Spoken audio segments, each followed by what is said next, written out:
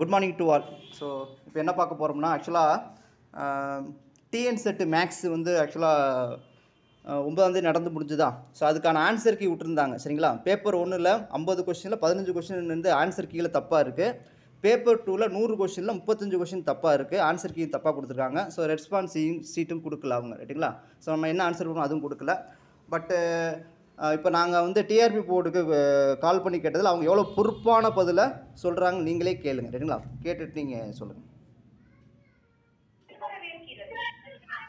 ஆசிரியர் தேர்வு வாரியத்தின் தகவல் மையத்தை தொடர்பு கொள்ளும் பணியாளர்களின் கேள்விகள், கோரிக்கைகள், ஐயங்கள் போன்றவற்றிற்கான வழிகாட்டுதல்களை பெறுவதற்கு எங்களுடன் இணைப்பில் இணைந்திருக்கவும்.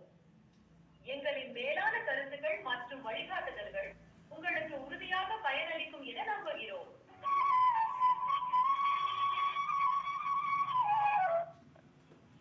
Hello, TRB. Hello. Good morning, ma'am. Good morning, ma'am. Ma'am, actually, last Sunday வந்து TRB TN set எழுதிருந்தேன் ma'am. Mathematics science. So அதுல வந்து நேத்து தான் வந்து இந்த அப்டேஷன் ட்ராக்கர் விட்டுருந்தாங்க. ஆமா.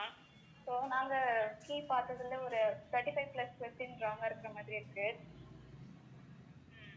பட் எங்களுக்கு ரெஸ்பான்ஸ் ஷீட் கொடுக்காம எப்படி மேம் நாங்கள் வந்து அப்ஜெக்ஷன் தெரிவிக்க முடியும்?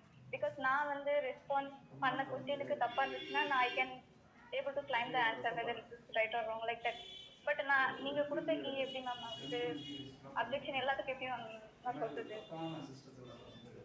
இருங்க மேம், உங்க கையில கொஸ்டின் பேப்பர் இருக்கு, ஓகே இருக்கு, இருக்கு.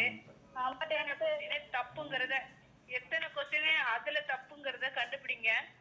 அந்த கீ ஆன்சர் அப்ஜெக்ஷன்ல தெரிவிங்க. உங்க ஆன்சர் ஷீட் இருக்கணும்னு கட்டாயம் கிடையாதுங்களே மேம். நான் எக்ஸாம் ஹால்ல என்ன ஆன்சர் நான் கிளிக் பண்ணேன்னு சொல்லிட்டு எனக்கு இப்போ ரீகால் ஆகல. மேபி அது எனக்கு சரியா தெரிஞ்சாதானே மேம் நான் என்னால மார்க் இருங்க உங்க மார்க் எத்தனைன்னு பார்க்க போறதுக்கு தான் உங்க அப்ஜெக்ஷன் கீ வேணும், அப்படிதானே?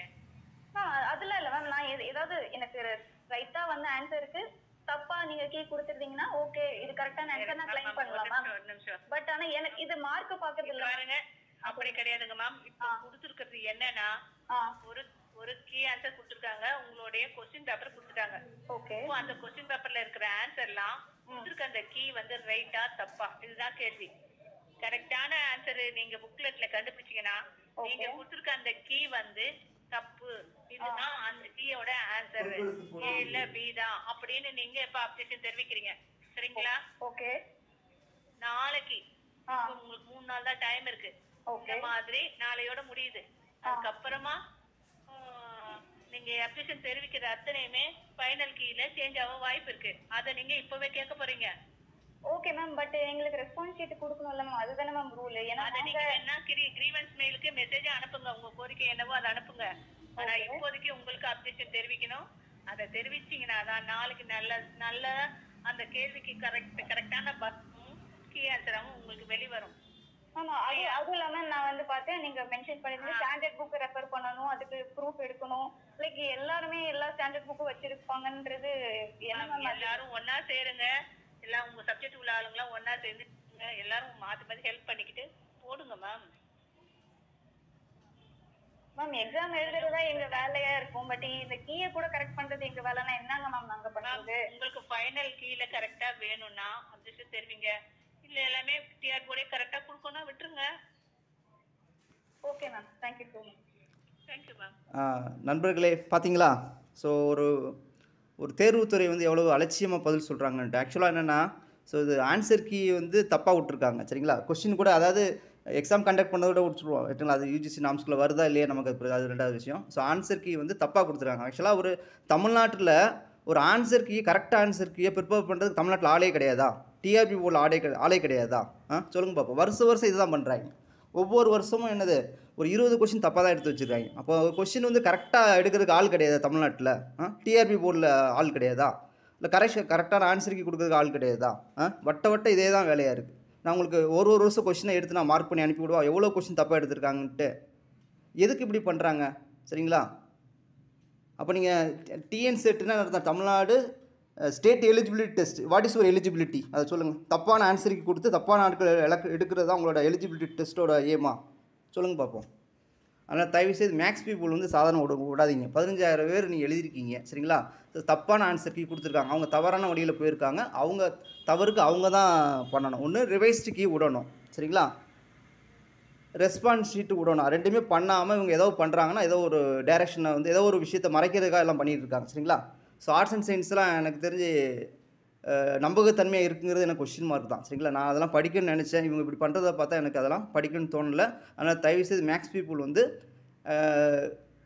இந்த விஷயத்தை ஃபார்வர்ட் பண்ணுங்கள். டிஎன் செட்டுக்கு நீங்கள் அடிக்கடி டிஆர்பிக்கு நீங்கள் அடிக்கடி ஃபோன் பண்ணி கேளுங்க சரிங்களா. கேட்டு அவங்க என்ன சொல்கிறாங்க எது சொல்கிறாங்க இது பண்ணுங்கள் ரைட்டுங்களா. ஸோ இந்த மாதிரி சில அவேர்னஸை க்ரியேட் பண்ண பாருங்கள். எப்போ பார்த்தாலும் அவங்க பண்ணுற தப்புக்கு நீங்களே உடன்படியும் அவன் இப்போ வந்து மேக்ஸ் அப்போ நீங்கள் வந்து காப்பி தான் பண்ணுறீங்களா, கொஸ்டின் வந்து காப்பி தான் பண்ணுறீங்களா, ஸ்டாண்டர்ட் புக்கை ஃபாலோ பண்ணுறீங்கன்னா அப்போ புக்கிலேருந்து அப்படியே காப்பி பண்ணுறதுக்கு நாங்கள் எதுக்கு எக்ஸாம் எழுதணும்? ஒரு ஸ்டாண்டர்டு கொஸ்டின் கூட உங்களால் க்ரியேட் பண்ண முடியல, நீங்கள் என்ன போர்டு வச்சு நடத்துகிறீங்க சொல்லுங்கள் பார்ப்போம். அதாவது சிஎஸ்சிஆர் கேட் எக்ஸாம்லாம் நீங்கள் உங்களுக்கு என்ன ஆன்சர் தெரியுதோ பேப்பரில் ஜஸ்ட் ஒரு எம்டி பேப்பரில் அதுக்கான விளக்கத்தை கொடுத்தாலே ரைட்டு தப்புன்னு அவங்க ஏற்றுக்கிறாங்க. அந்த மனநிலைமைக்கு அவங்க இருக்கிறாங்க. நீங்கள் என்னடானா டெக்ஸ்ட் புக்கில் இருந்து கேட்டுட்டு இருக்கீங்க. டெக்ஸ்ட் புக்கு தான் எக்ஸாம் எழுத நாங்கள் எழுதுகிறோமா? அப்போ யாருமே க்ரியேட்டிவாக கொஸ்டின் செட் பண்ணுறது கிடையாதா? அப்புறம் எதுக்கு eligibility test, state level eligibility test எதுக்கு? ஒரு ஓனாக கொஸ்டின் க்ரியேட் பண்ணாத ஒரு போர்டுக்கு எதுக்கு நீங்கள் டெஸ்ட் வைக்கிறீங்க சரிங்க சொல்லுங்கள் பார்ப்போம். அப்போ நீங்கள் என்ன தகுதியான ஆசிரியர்களை உங்களால் உருவாக்க முடியும்? நாங்கள் என்ன அங்கே வந்து நீங்கள் தவறான செலக்ட் பண்ணி நீங்கள் எப்படி ஒரு நல்ல மாணவர்களை உருவாக்க முடியும் சொல்லுங்கள் பார்ப்போம். வட்ட இதான் பண்ணியிருக்கேன். நானும் வருஷம் பார்த்துக்கிட்டு தான் இருக்கேன். இதுக்கு வந்து ஒரு முடிவு தெரியணும். ஓகே, அதனால் தயவுசெய்து மேக்ஸ் பீப்புள் வந்து இந்த விஷயத்தை ஃபார்வர்ட் பண்ணுங்கள். பேப்பர் 1ல் 15 கொஸ்டின் தப்பாக எடுத்திருக்காங்க, பேப்பர் 15 கொஸ்டின் ஆன்சர் கீ தப்பாக கொடுத்துருக்காங்க ரைட்டுங்களா. பேப்பர் 2ல் 35 கொஸ்டின் தப்பாக கொடுத்துருக்காங்க சரிங்களா. அதை வேண்டுமனே பண்ண மாதிரி இருக்குது ரைட்டுங்களா. சும்மாலாம் கிடையாது, சாதாரண கொஸ்டின் ஒரு பிஎஸ்சி ஸ்டூடெண்ட்ஸ் கேட்டால் கூட நான் சொல்லிடுவான் சரிங்களா. அந்த கொஸ்டின் கூட தப்பாக எடுத்து வச்சிங்கன்னா அப்போ நீங்கள் ஏதோ ஒரு உள்நோக்கத்தோட நீங்கள் ஆன்சர் கீ விட்டுருக்கீங்கன்னு தான் அர்த்தம். ஓகே, வேறு இதில் எந்த ஒரு இது மாற்று கருத்துக்கும் இடம் கிடையாது சரிங்களா. எல்லாமே அவசரமாக பண்ணணும் அவசியமும் கிடையாது ரைட்டுங்களா. இது நமக்கு மட்டும் கிடையாது, இது வந்து இந்த குளறுபடி எல்லா எக்ஸாம் நடந்திருக்கு. ஓகேவா, நாட் ஓன்லி மேத்தமெட்டிக்ஸ், எல்லா சப்ஜெக்ட்லையும் இதான் பண்ணியிருக்காங்க. அதனால் எல்லா டிஎன் செட் 2025 கேண்டிடேட்ஸ் எல்லாருமே இதை பற்றி ஒரு அவேர்னஸ் க்ரியேட் பண்ணி உங்களோட சோசியல் மீடியாவில் ஏதாவது ஷேர் பண்ணி ஏதாச்சும் பண்ண பாருங்கள் ரைட்டுங்களா. அதாவது நம்ம அம்மா அப்பாவை ஏமாற்றிருக்கலாம் அவங்க ரைட்டுங்களா, ஏமாற்றிருக்காங்க சரிங்களா. இப்போது நம்மளை ஏமாற்றணும்னு அவசியம் கிடையாது. நீங்கள் இப்படி இங்கே ஏதாவது அவேர்னஸ் வீடியோ க்ரியேட் பண்ணால் அடுத்து வரும்போது அவங்க என்னது கரெக்டாக பண்ணுவாங்க, கொஸ்டின் கரெக்டாக எடுப்பாங்க, ஆன்சருக்கு கரெக்டாக எல்லாமே கரெக்டாக ப்ராப்பராக போயிட்டுருக்கும். நீங்கள் எதுவுமே கண்டுக்காமல் அவன் சொல்கிற புக்கில் இருந்து அப்படியே காப்பி பண்ணி அவன் அப்படியே போடுறதுனால அவங்க மறுபடியும் இது பண்ணுறாங்க. அதனால் தயவுசெய்து இந்த விஷயத்தை கொஞ்சம் சீரியஸாக எடுத்து கொஞ்சம் ஃபார்வர்ட் பண்ணுங்கள். ஸோ நாளைக்கு இது லாஸ்ட் டேட்டு சரிங்களா. அட்லீஸ்ட் ஒரு ரிவைஸ்டு கீயாக நீங்கள் இந்த மாதிரி ஏதாவது பண்ணால் தான் ரிவைஸ்டு கீயாக விடுவாங்க. நீ இப்படி சும்மா இருந்தீங்கன்னா ஒன்றுமே பண்ணாது. ஓகேவா, அதனால் நீங்கள் ஆக்சுவலாக நீங்கள் எம்எஸ்சி முடிச்சிருக்கீங்க, பிஎட் முடிச்சிருக்கீங்க, எம்ஃபில் முடிச்சிருக்கீங்க, பிஎஸ்டி முடிச்சிருக்கீங்கன்னு சொல்லியிருக்கீங்களே.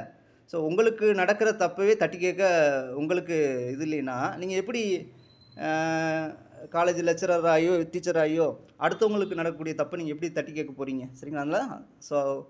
அதனால் நீங்கள் தயவுசெய்து இந்த மாதிரி தவறுகள் நடக்கிறதுக்கு உடன் போகாதீங்க சரிங்களா.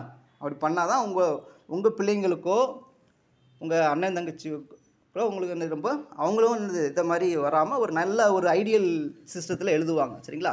ஸோ இந்த குளறுபடி எல்லாமே நடக்குது சரிங்களா. அதனால் தயவுசெய்து இதை ஃபார்வர்ட் பண்ணுங்கள். தேங்க்ஸ் ஃபார் வாட்சிங்.